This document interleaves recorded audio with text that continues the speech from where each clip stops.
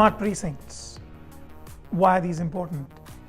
We've been talking about smart cities for a while now. The issue is really that the original vision and the aspiration of smart cities have not been realized. We really struggle to come up with 3-4 good examples globally where this has been done end to end. Most things have whittled down to showcases of how they've managed waste better, as an example, and that's far away from the original vision of what a smart city was going to deliver. The primary issue is, I think, that it has lost its way around the politics of what is needed to make a smart city work, and that's been the biggest detriment of its success. We believe that smart precincts are the way to go. What are smart precincts? So 20 to 40 hectares worth of land, intergenerational living, focused very much on a few key imperatives to make it successful. So collectively, through a number of different precincts, we can then actually achieve the vision of a smart city as well. Not necessarily in one place, but spread throughout the country as well. So what are these imperatives? So the first one really is around job creation.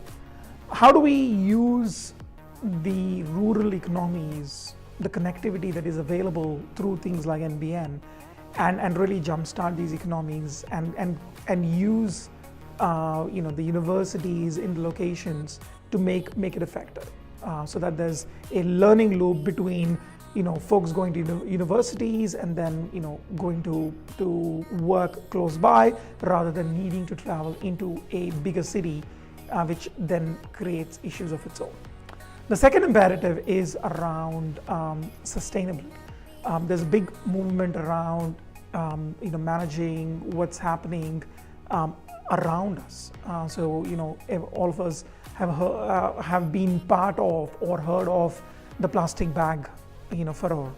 So if you think about it, how do you create environments that are sustainable?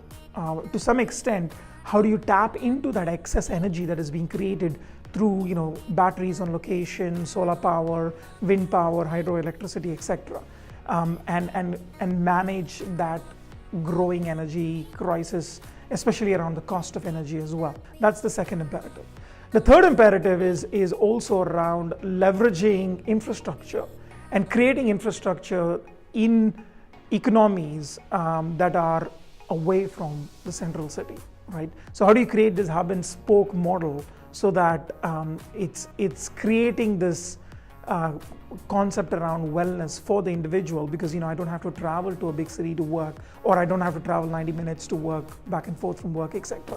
So creating that focus around wellness of the individual or of the family through creating infrastructure in remote places in these precincts is really now what government and public-private partnerships need to be thinking about. So these three imperatives coming together really need the role of an orchestrator. So we believe the role of an orchestrator is extremely important in terms of making all of this work. So using the best of breed of everything, using connectivity, using infrastructure, using technology at the right speeds, and really benefiting both economy, jobs, sustainability, is where smart precincts can deliver to the original promise of smart cities.